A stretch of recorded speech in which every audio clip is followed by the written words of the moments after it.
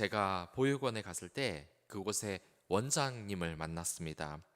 거기에서 차를 마시며 이런저런 이야기를 듣는데 그 원장님이 웃으면서 이야기를 하지만 얼마나 어려움을 겪으면서 이 일을 하는지 느껴졌습니다. 거기에서 원장님에게 아이들에 대해서 물어보는데 정말 사랑이 아니면 이 아이들을 키울 수 없다고 이야기를 합니다. 그런데 더 어려운 것은 이 아이들의 행동이 전혀 사랑스럽지가 않은데 그 행동을 넘어서 사랑을 해야 하기에 그렇다고 합니다. 저에게도 그런 기억이 있습니다. 한 공동체에 돈을 빌려달라는 부탁이 와서 그때 돈을 빌려주면 안 되는 것이었는데 친분도 어느 정도 있고 해서 돈을 빌려준 적이 있습니다. 그런데 또 돈을 빌리려고 하고 처음엔 굉장히 성격이 좋아 보였는데 결코 그런 사람이 아니었습니다. 이미 공동체에서도 안 좋은 소문이 다 퍼져 있고 말하는 것마다 거짓말을 하는데 정말 나중에는 마주치기도 싫었습니다. 성도 여러분들도 이 공동체에서 돈을 빌려주는 것은 여러분들 삼가시길 바라겠습니다. 이건 제가 주일학교 선생님을 하면서도 마찬가지였습니다. 정말 보면 보람을 느끼고 재미가 있을 때 그때는 아이들이 사랑스럽게 행동을 할 때입니다. 주일학교에서도 정말 구제불능이라고 느껴지는 아이가 하나 있었는데 갑자기 소리를 지르고 툭하면 울고 나가는 그렇게 몸무게가 많이 나가는 아이로 선생님의 몸을 짓누르고 아무리 조의를 줘도 절대 이걸 고치지를 않더라고요. 그러다가 어린이 캠프를 간 적이 있는데 주차장에서 소리를 지르면서 막 뛰어다니는데 통제가 안 돼요. 그 주차장에서 나오는 운전자가 나오다가 놀라서 급하게 브레이크를 밟았습니다. 전 너무나 화가 나서 이 아이에게 소리를 쳤지만 이 아이는 절대로 알아듣지를 않아요. 그리고 갑자기 얼마 안 있어 자기보다 나이가 어린 동생하고 몸싸움을 하는데 정말 화가 나서 제가 머리를 세게 쥐어 박았습니다. 정말 이 아이를 사랑하기가 너무나 힘이 들었어요. 아마 그 원장 선생님도 마찬가지였을 겁니다.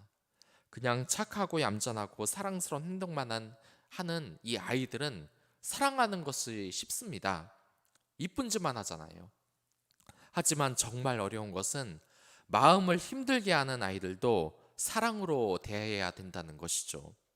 그 원장 선생님이 강아지를 키우고 있었는데 그 강아지가 사실은 눈이 보이지 않더라고요. 자세히 보니 눈에 초점이 없고 회색빛이 돌았습니다. 그리고 그 강아지 눈을 보이지 않게 한 것이 지금 키우고 있는 아이들 중 한 명이라고 합니다. 그러면서 한숨을 쉬면서 이야기하는데 아이들의 본성은 아무리 교육을 시켜도 변하지 않는다고 이야기를 합니다. 여러분들은 이런 고민 가지고 있지 않으십니까? 끝까지 거짓말하고 악한 짓을 인싸안고 하는데 우리가 그리스도인이기 때문에 이 사람을 미워할 것이 아니라 정말 끝까지 사랑해야 하니까 이게 정말 어려운 일입니다. 특히 경제적인 이익 때문에 사람도 배반할 수 있는 사람들은 정말 이 미운 마음을 지우기가 너무나 힘듭니다. 우리가 그리스도인이기 때문에 이 사람을 미워할 것이 아니라 끝까지 사랑해야 하니까 정말 힘들어요. 여러분들은 아마 일을 해보시면 아실 겁니다.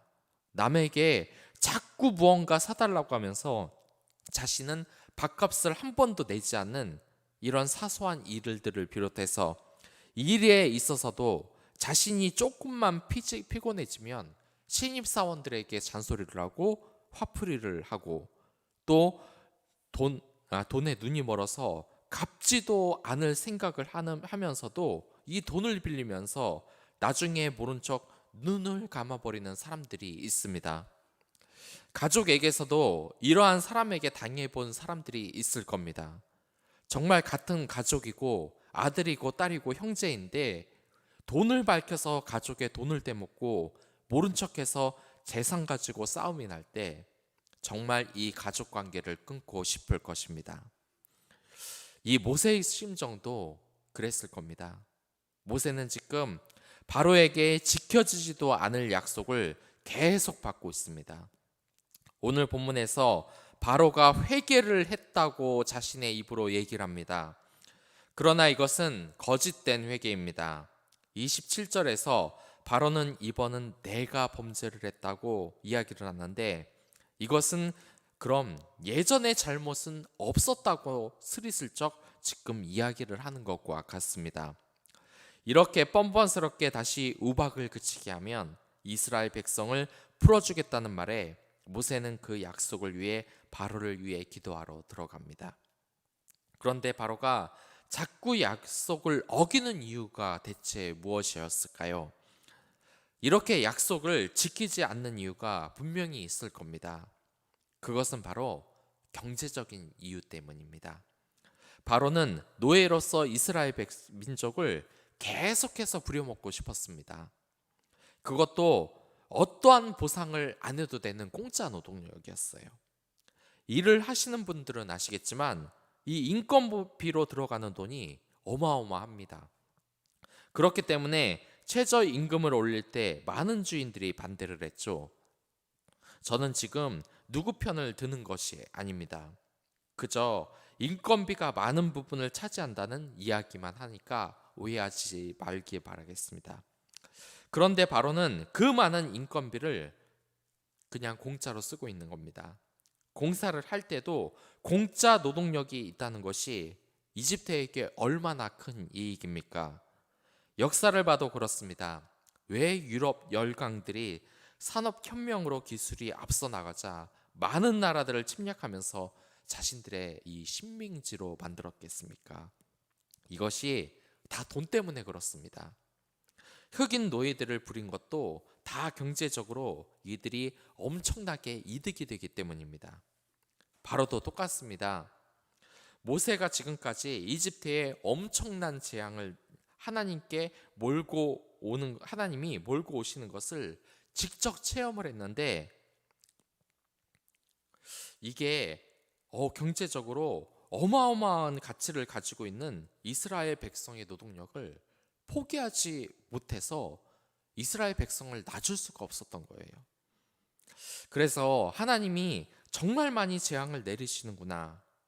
그런데 이게 일시적인 거라니까? 조금만 참아보면 괜찮아지는 것이 아닐까? 이 하나님도 힘이 들어서 재앙을 그만 내릴 때까지 버텨보자. 일시적인 고통이 있더라도 저 공짜 노동력을 어떻게 버려? 이거 말도 안 되지. 이게 돈을 위해 사는 사람들, 권력을 가진 사람들의 특징입니다. 공산 국가의 이 지도자들이 국민들이 가난해서 굶어 죽는다고 어디 신경 하나 씁니까? 오로지 자신의 배만 불리는데 정신이 없습니다. 저는 최근에 어떤 영화를 봤는데 북한 지도자를 무슨 대단한 카리스마가 있는 그런 합리적인 사람처럼 표현한 것을 보고 조금 화가 났습니다. 그들은 그냥 자신이만 배부르려고 하는 사람이지 지도자의 자격이 사실상 없는 사람들이기 때문에 그렇습니다. 돈을 위해서 뭐든지 하는 것이 이 사람의 속내는 너무나 뻔합니다. 이것을 가지고 아무리 비난을 해봤자 사람들이 돈 많은 사람하고 결혼을 하려 하고, 또 돈 많은 사람의 밑에서 일을 하고 아부를 하는 것도 다 그런 이유 때문입니다. 그렇다면 우리 그리스도인들이 이렇게 마음을 강팍하게 쓰고 돈만 하는 사람들을 어떻게 대해야 하겠습니까? 모세의 자세에서 우리가 배울 수 있는 것이 있습니다. 먼저 성도는 세상 사람들을 위해 기도하는 겁니다. 여기에서 모세는 바로의 탄원을 듣고 정말 순수하게 그를 위하여 기도합니다.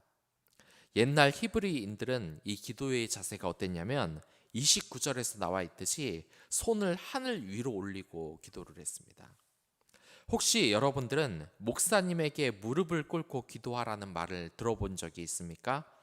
이 손을 들고 기도를 하는 것, 그리고 무릎을 꿇고 기도하는 것 역시 하나님께 겸손함과 진심을 나타내는 자세입니다. 꼭 이렇게 손을 들고 또 무릎을 꿇고 기도해야 한다는 것은 아니지만 기도하는 이 중심에 하나님이 있기 때문에 그렇게 하는 겁니다. 그냥 건방지게 내가 가지고 있는 정욕을 들어달라고 기도하는 것도 아닙니다. 하나님께 정중히 모든 것을 드리는 마음으로 모세는 두 손을 높이 들고 이 바로를 위해 기도를 합니다. 이것이 그리스도인이 갖는 영향력입니다. 이 영향력을 세상 사람들은 흉내낼 수조차 없습니다. 이 세상이 원수에게 저주를 퍼붓지 누가 그를 감쌉니까? 신앙생활을 오래 하면서 기도 생활과 이 성경을 읽으며 이웃들을 돕는 분들은 느끼실 겁니다. 남이 비난하는 사람을 보면 이상하게 같이 욕을 해야 될 것 같은데 그러한 마음은 들지 않고 오히려 그가 불쌍히 여겨지고 돕고 싶어지는 그런 마음 말입니다. 아브라함이 바로 그랬습니다. 그는 죄악의 온상이어서 멸망이 예정되어 있는 이 소돔을 위해서 끈질기게 기도를 했습니다. 그것도 몇 번이나 기도를 했습니다. 이것이 무엇을 말합니까? 복수는 우리의 것이 아니라는 것입니다. 우리는 남들에게 사랑을 베풀어야지 복수를 꿈꾸는 사람들이 아닙니다. 이것은 정부에 대해서도 마찬가지예요. 물론 아무 말도 못하고 그냥 굽신굽신 뭐든지 정부의 말에 따르라는 말은 아닙니다.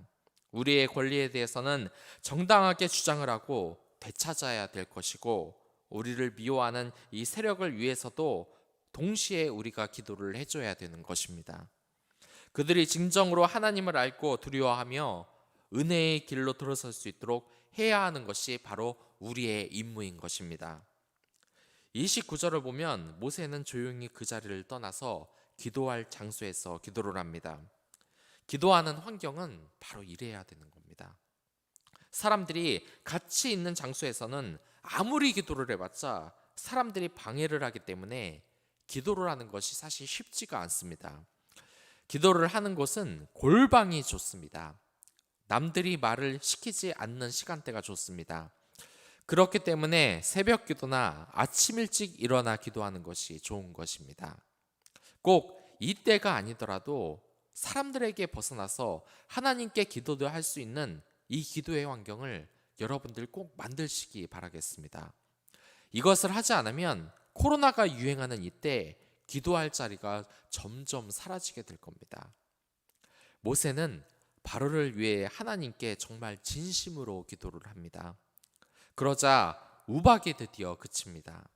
그러면 바로는 그 마음을 돌렸을까요? 31절에 바로가 보니까 삼과 보리는 이 애굽 땅에서 상했습니다. 이것만으로도 아마 어마어마한 타격이겠죠. 이 두 작물 모두 예전에는 상당히 중요한 곡물이었기 때문입니다. 특히 이 삼은 먹는 것뿐만 아니라 옷감이나 여러 가지 천을 만드는 또 재료이죠. 그러나 32절에 나와 있듯이 아직 밀과 쌀 보리가 상하지 않았습니다. 그것을 보니 이 바로의 계산기가 바로 또 돌아갑니다. 물론 하나님으로 인해 많은 피해를 입기는 했지만 조금만 더 견디면 하나님의 힘도 한계를 드러내지 않을까. 그러면 이스라엘의 이 노예들도 노동력도 내가 다 취할 수 있고 만약에 이 위기를 못 넘겨서 그들을 보내준다면 이 엄청난 경제적인 이익을 포기하는 것이 되어버리는데 이집트의 무등한 왕이 될지도 모른다고 생각을 했을 겁니다. 그러나 여러분들, 하나님이 무슨 한계가 있으신 분입니까? 이신론이라는 것도 주장하면서 하나님이 우리를 창조하긴 했지만 이제 그냥 방관자로 있을 것이다 라고 믿는 사람들이 있습니다. 그러나 하나님께서는 우리 삶에 실제로 역사를 하시는 분이지 그것을 힘이 없어서 관심이 없어서 그냥 지켜보는 분이 절대로 아니십니다. 그렇기 때문에 여호와 하나님, 즉 언약의 하나님이라고 이야기를 하는 겁니다. 그리고 한 가지 주의해야 할 것이 있는데 우리도 바로 이런 바로의 자세를 조심해야 하는 겁니다. 그것이 알고 싶다는 프로에서 몇십 년 전에 유럽 교회를 취재한 적이 있습니다. 교회에 들어가 보니까 젊은 사람들은 하나도 없습니다. 전부 다 노인들만 있어요. 그리고 교회가 술집으로 변해가는 곳이 있고, 이 젊은이들이 샤머니즘에 빠져서 이상한 자세로 제사를 드리고 있더라고요. 또한 교회에 언제 갔냐고 하니까 부활절, 크리스마스, 결혼할 때 장례식 빼놓고는 예배에 참석해 본 적이 없다고 이야기를 합니다. 우리는 믿는 사람들이기 때문에 하나님께서 유럽에 왜 이렇게 많은 축복을 주셨는지 그 이유를 전부 다 알고 있죠. 그들이 하나님을 믿고 예배를 드리며 정말 이 제사장의 나라로 살았기 때문입니다. 그러나 지금 유럽 교회의 모습을 보면 정말 많은 위기가 나타납니다. 그 모습을 보면은 여러분들 하나님을 오래 섬겼던 그 기간 때문에 지금 부강하고 주도권을 쥐고 있긴 하지만 이런 식으로 가다가는 그 축복을 다 빼앗기고 말 겁니다. 실예로 유럽이 주도권을 빼앗긴 것은 미국이 기독교가 부흥했던 그 시점이기도 합니다. 그런데 이것을 그냥 다른 나라의 일로 치부할 수 없는 것이 이제 우리도 신앙이 위험해지고 있습니다. 물론 경고의 목소리가 있어 왔지만 이것이 이 코로나로 인해서 더 심각해졌는지는 아무도 모르고 있었습니다. 이렇게 코로나로 인하여 예배 드리는 시간 자체가 줄어든 것은 정말 큰 위기 상황입니다. 우리가 경제적으로 부강했던 때에는 교회들이 기도를 정말 열심히 했던 시기와 일치했기 때문입니다. 지금도 이 악의 세력들은 기도를 할 때 모이지를 못하게 하고 있습니다. 사탄은 이러한 교회를 아주 교모하게 이용을 합니다. 그러나 우리가 은혜를 잊어버리는 것은 바로와 같다는 것을 기억해야만 합니다. 바로는 또한 악의 권세에 있었기 때문에 하나님의 능력에 대해서 눈을 감아버렸던 것입니다.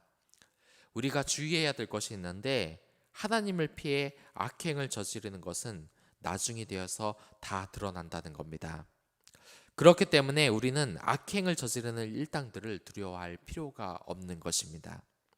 이 신천지가 정말 유행을 했을 때의 일입니다. 이 기세가 정말 얼마나 대단한지 신학교든 교회든 다 신천지 금지라는 포스터를 대문짝만하게 붙여놨었어요. 이걸 보면 이것이 교회인지 신천지 안티 사이트인지 모를 정도로 그렇게 붙여놨습니다. 이 신천지의 기세가 그만큼 무서웠다는 얘기죠. 이러한 신천지가 또 어떤 계획을 논의했냐면 신학교에다가 신천지인들을 심어놓는 전술까지 요즘은 그 전략까지 짠다고 합니다. 그래서 이게 신학교에서도 이슈가 된 적이 있어요. 듣고 보니 신천지에서 이제 신학생들을 보내기도 한다고 하더라. 그런데 이걸 어떻게 걸러내야 하는가가 이 토론이 주제가 된 적이 있습니다. 그랬더니 한 교수님이 이렇게 말을 하더랍니다. 신천지가 들어오든 말든 전혀 신경 쓸 필요가 없다고 말이죠. 이것이 왜 그러냐면 신학대학원에서 3년이나 숙박을 하면서 진짜 신학을 가르치는데 3년 동안 올바른 말씀과 신학이 이 사이비에 빠진 학생을 구해낼 수 없다는 것이 말이 되냐는 말이었습니다.